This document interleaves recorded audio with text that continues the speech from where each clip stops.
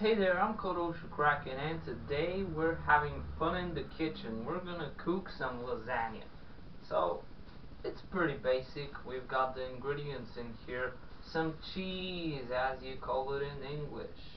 In my language, we have two different words for that cheese and for the other white cheese, but, well, who cares? Next thing, some meat. Some minced meat. Eggs, tomato sauce, and of course the best, some of these,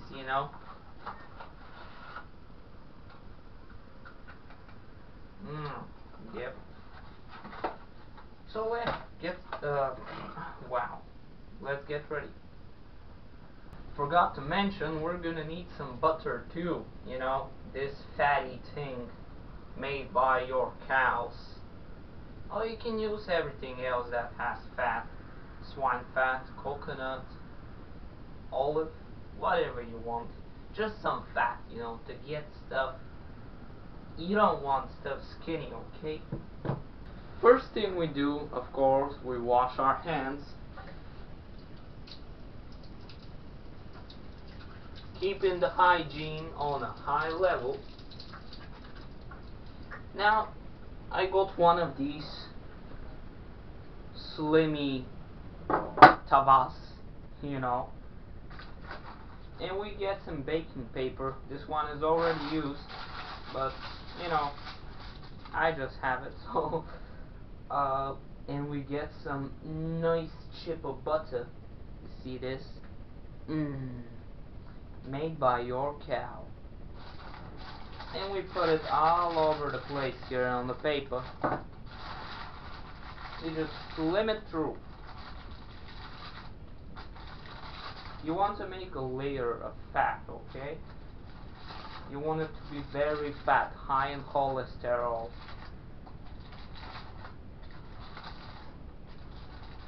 And you can put also on the walls like that.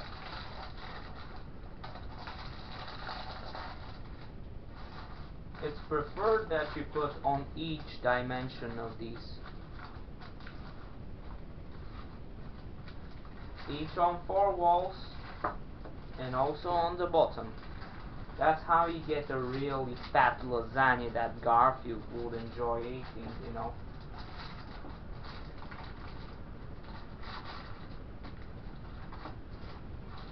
So make sure that this big piece goes into small pieces.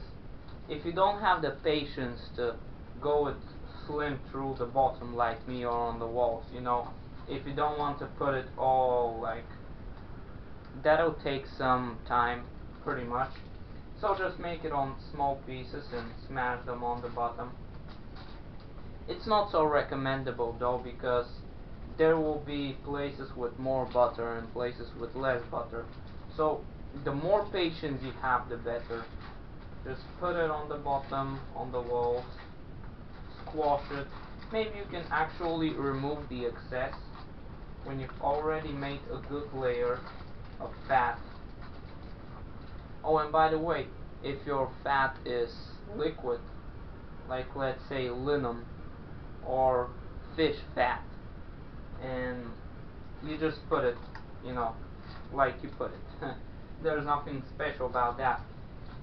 But if your fat is hard like mine's, in this case milk butter, cow milk butter, then you make a thin layer by grinding it out. So that's the first step. You see, we have some fat tavan here. Then what you do, that's a very important thing.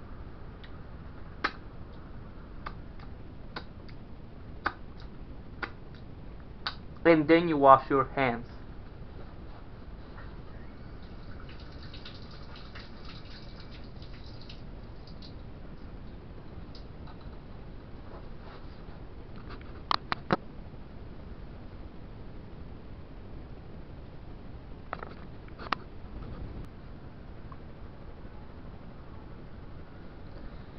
Next step, we get that fat cheese and we Grind it out over there, okay? Grind out the fat cheese. That's a lot of fat cheese, okay? So choose in matter of how much fat you want it to be, or how much skinny you want it to be. I'll just get for the middle way.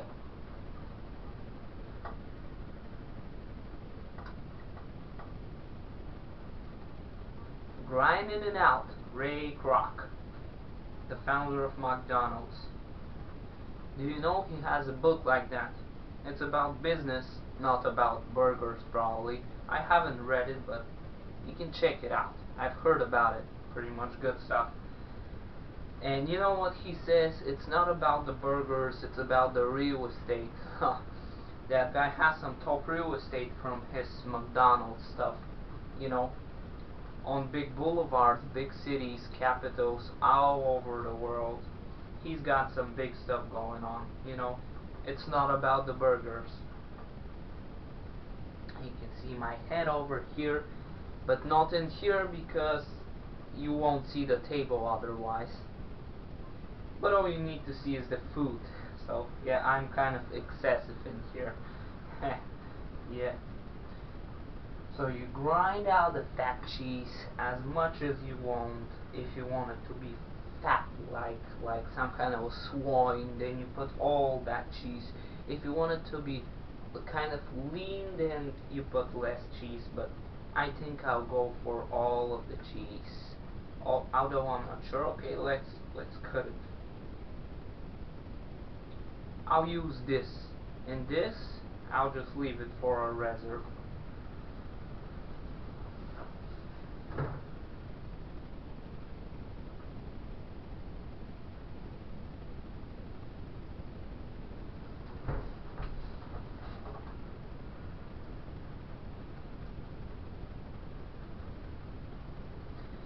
So this yellow cheese, the reason why we call it with a different name in our language is because it's made on a much more complicated basis. First off, when you make the white cheese, the other one, which has more water in it and less dry substitute, you know, however you call that, you get this yeast from the cow's stomach, I think, right? And you get the Bacillus, Lactobacillus burgallicus, Streptococcus thermophilicus, and blah blah blah. And you put this in the milk, and you know it actually goes through. You don't actually put it if you don't. How was it? Pasteurize it. Yeah, pasteurizing. That's some shitty stuff. And pasteurizing actually kills those stuff in there naturally in the milk. If you do it, you know, on a natural basis, then you have them anyways, so you don't add them up. You have the bacteria and the yeast in the milk already, and you leave it like for 1 or 2 months. You wait for it to kind of ferment, and water goes out of it. You know, it gets drier and more dense. uh, so then you get the white cheese, but to get the yellow cheese there's pretty much more processing, and you have like heating it up, the white cheese.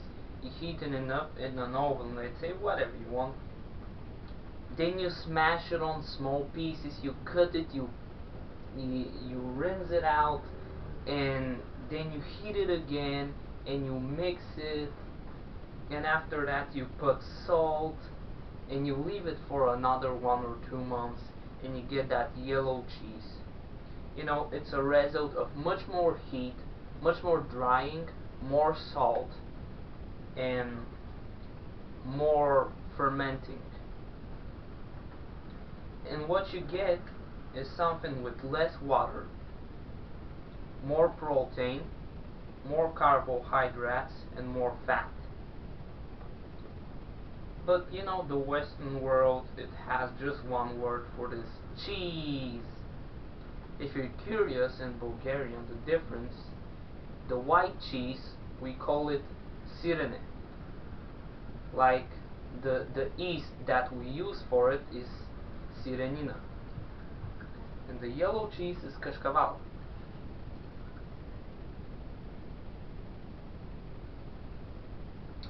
You can try a lasagna with white cheese if you want, but you know it's gonna be a completely different taste and definitely not Italian. It's gonna be some kind of a crazy old Bulgarian lasagna. So we've already got that. You know, it's a ton of a cheese. You noticed I put an A in there. Yeah, I meant to do it. And now we have this cheese ready in here. It's so beautiful. You just want to eat it like that. But we'll just leave it aside. Next thing we do, wash our hands. Next thing we do, we get a fork and a spoon, right? Fork, spoon. One you need to grab the meat, other for tomato sauce. And I actually recommend you make your own tomato sauce, because if you buy it from the shop, there's probably gonna be a ton of shit in it, honestly, like potatoes, margarine, and all those stuff.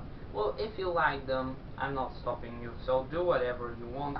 I'm just giving you a recommendation.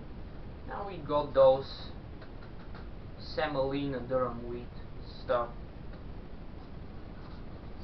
We put them down in there. 2 pieces because my tava is long. And now what we do is we put our sauces. So you just make some system that you like. Maybe I'll try tomato sauce, meat, cheese, like, and then we put the other bread, however you call this, stuff. It's some stuff. Okay? Get a spoon of that, and we put it nicely, with care, a lot of care. We get some more of it, you know. Make a layer of it, however you want it to be. If you want to be more saucy, then you put more of it. If you want it to be kind of dry, then put less tomato sauce. I think that's good for now. And we get to our next enemy, meat. If you don't like meat, you can try with other alternatives. Something that's dense yet juicy, like maybe almonds, walnuts, you know, something that has some protein to make the difference. We put some pieces.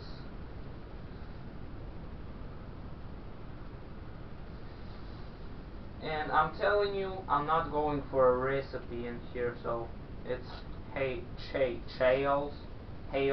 chaotic, however you call that. I'm just doing it. Don't go for a recipe. And if you want to take a certain recipe, then just do it. But I'm not. I like randomizing, because I know what the main stuff are, and I'll just experiment with everything else. So next off we put the cheese.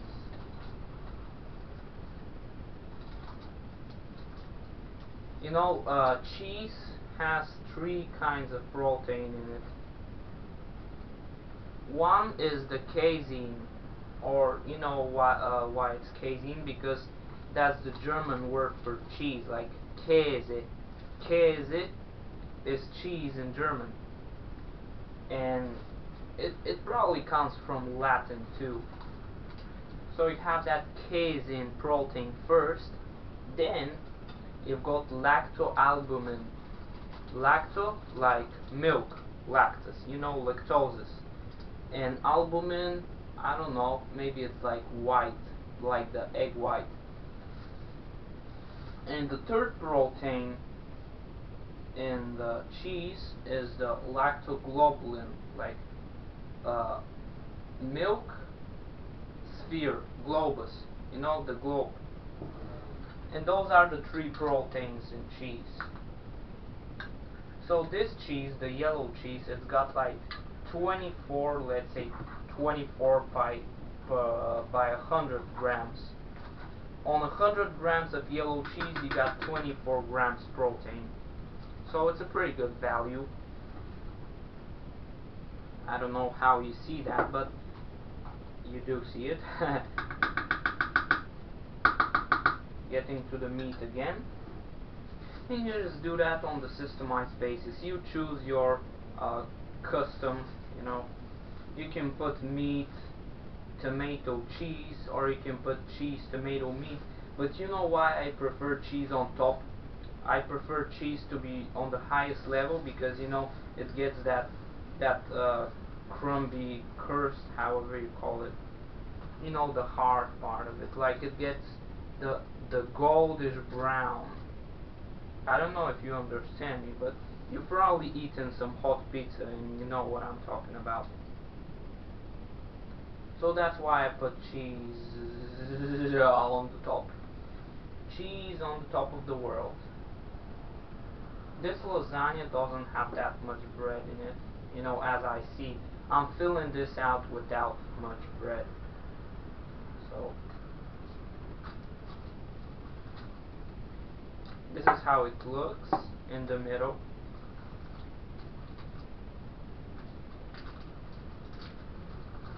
Okay. We compress it a bit, you know, so that we would have more space. And then we continue on with some more tomato sauce.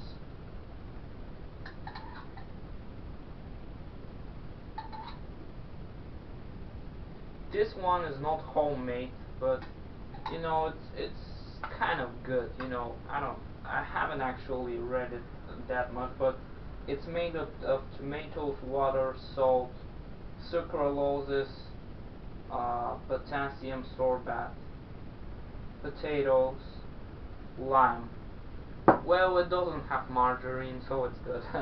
You know, it has potatoes, which is dumb, but it's still better than those margarine ones.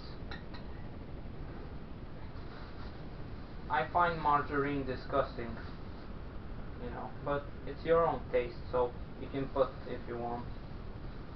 Maybe some people will put margarine instead of butter on the bottom and on the walls of the tava. Some people probably do that, but I recommend you use natural things. The closer you can get to nature, the better.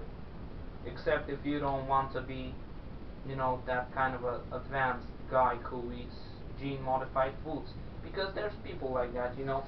And it's true that if you want to really adapt towards what's happening with humans, then you should eat conservatives and fake food and stuff like that. But you're probably gonna get sick. Maybe 2-3 generations after us, maybe they're gonna eat this as normal food and they're gonna be okay with it. So we continue on with the cheese. Oh, I haven't made a video talking so much time. My mouth is getting dry now.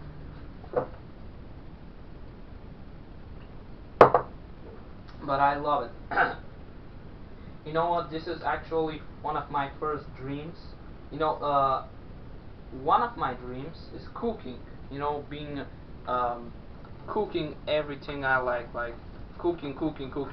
That's my top dream. Like maybe from 4-year-old, I don't know. And my second dream was having a TV show, like a talk show, serials, movies, you know, stuff like that. Realities, everything. Yeah, I just love it, honestly. So we're gonna go for the rest of the cheese. We're gonna put it in here, and the last ingredient. No, I did not forget the eggs. I still remember them, but you're gonna see it's a surprise. It's gonna look pretty nice, and it's gonna be very tasty and also nutritious, because you know, eggs, they have a medium-sized egg has around 7 grams of protein in it. I think it's 3 grams in the egg white, 4 grams in the egg yolk. But honestly, the egg yolk is more nutritional than the whites. You know, many people go for only the egg whites, but I find that stupid. You know, they they ignore fat, but this is not exactly how you get lean.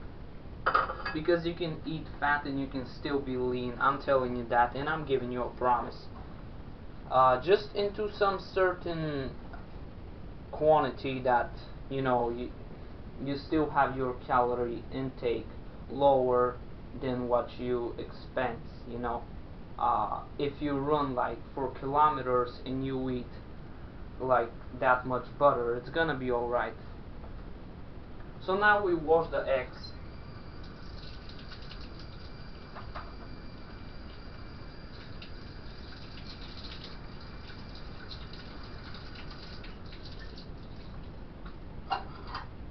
We get a bowl, and I'm gonna use the fork I used for the meat. We crush the eggs into that bowl. One life hack for eggs, you see, when you crush them, there's this little tail up in there. So you put your finger on the top and you move it around, and you get some extra, you know, some egg white. You get more of it, and on the other side too. You're gonna see sometimes there's a lot up in there, and if you just crush it and throw it, you're gonna lose a lot of protein like that, especially if you use eggs a lot. So let's say if you eat eggs once or twice a month, that's okay, but if you eat eggs on a daily basis or every week, I recommend you using this life hack, because it's just gonna save you a lot of energy, and actually, you know, not save you energy, but give you energy. It's gonna give you more protein, and it will eventually at some point save you money. Not so much, but you know, you better not do it for the money, but do it for the protein, because it's really some extra. You can miss out like 1 gram protein per egg like that, which, you know, it looks small, but if you scale it, it's not that less, you know.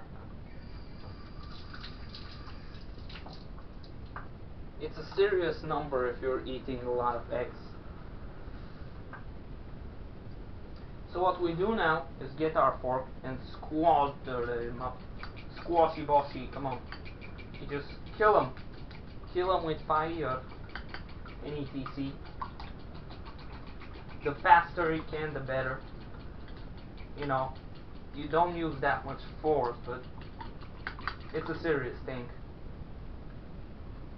And now, that's the best part. I love it. You put that egg mixture on top of the lasagna. It's too good to be true. I love it, honestly. It's so lovely. And now you've got that beautiful thing over here. It's just fabulous.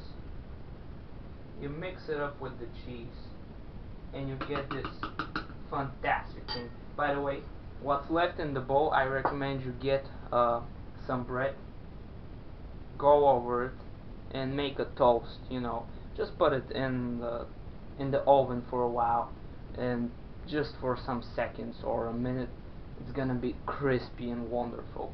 I'm gonna use that later now. So we've got our lasagna ready, and the last step is just to put it in the oven and wait for it, guys. So we have meat in here. It's gonna take up some time. I haven't preheated the oven, but I will do so. I'm setting my lasagna up in here in the oven, and let's say I will do it for 180 degrees. That's a normal temperature, not too high, not too low. 180, and I'll put half an hour on it, but I don't know if it's gonna be enough. We'll see about that. Yep, half an hour. And we watch our lasagna grow. Then we're gonna eat it. Yep. Would you eat that raw? Well, I wouldn't, but it's a good bit. Maybe it's gonna be tasty. While you're waiting for the lasagna, I'm gonna show you how this old machinery works. How they made minced meat and tomato sauce before we got the electricity. It's pretty simple. You can use it now too, you know. So let's get this done. See, we have the main body. This is the bunker and this is the camera in here. This is where we get stuff done, okay? And this is the mengeme. You put that onto the table by spinning it clockwise. You spin the wind, however you call that thing.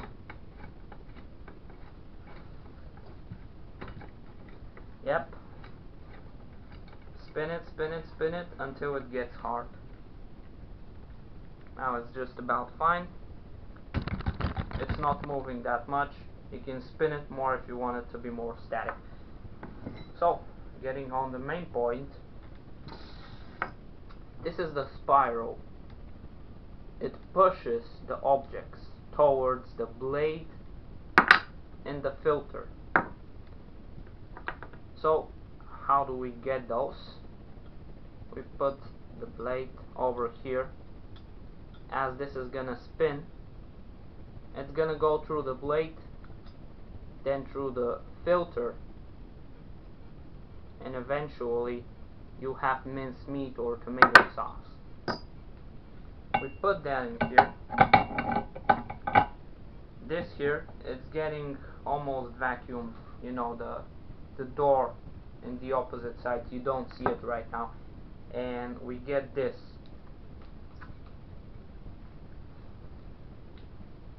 We put it like that. Come on. Okay. And we get this little wind. We spin it clockwise. I kind of lost this.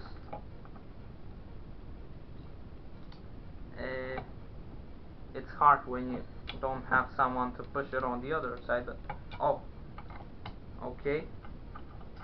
Spin clockwise.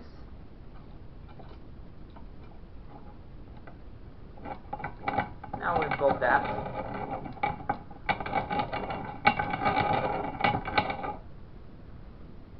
And next off we put the blade, the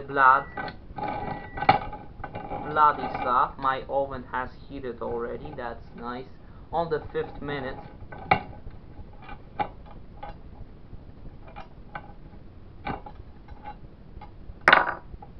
I don't know actually on what side it was. I think it's this one, but you check for that thing over here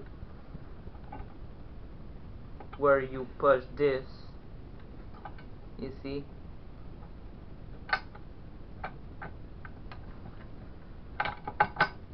Okay, we have the filter, the blade, and then the frame.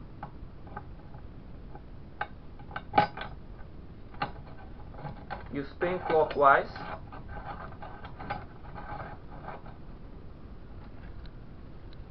and eventually you got it right. Well, it doesn't work pretty good, but yeah. It's very old and it's rusty, and you don't want your food to go through rust, believe me, except if you're not one of those, you know, there was a ship crashing on an island, and the crew that survived, they had those, you know, rusty iron pieces that you put on the wall. I don't know, nails. Yes, nails, exactly. So they had rusty nails, and to get their vitamins and their minerals, part of their diet there was eating the rusty nails. Not eating, but, you know, licking to get some iron in their blood, you know, ferrum. It's crazy. But that's it. It's a cool machine, and now we're waiting for lasagna to be done. My sister told me that I'm doing it the wrong way, you know.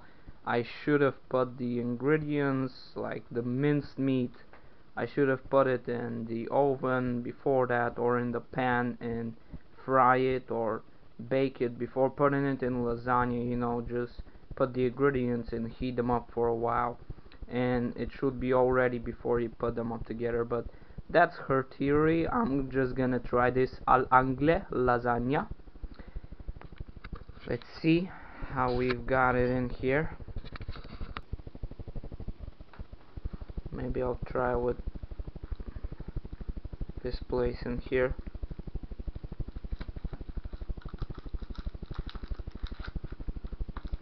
I'm just gonna try the meat, maybe.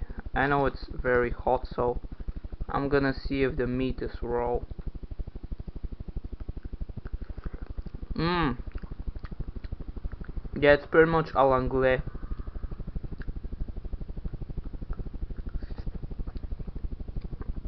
"35 minutes, 180 degrees. It's à l'anglais."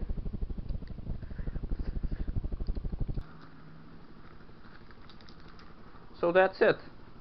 That's my almost raw lasagna. Our lasagna. You participated too by watching. Oh, oh, it's too hot. Okay.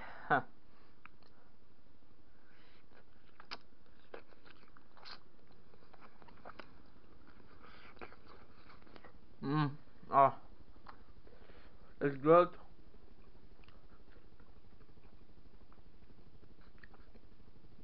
I'm really impatient, so I very often eat stuff hot. So thank you guys for watching this. Thank you for supporting me in this cooking. See you later.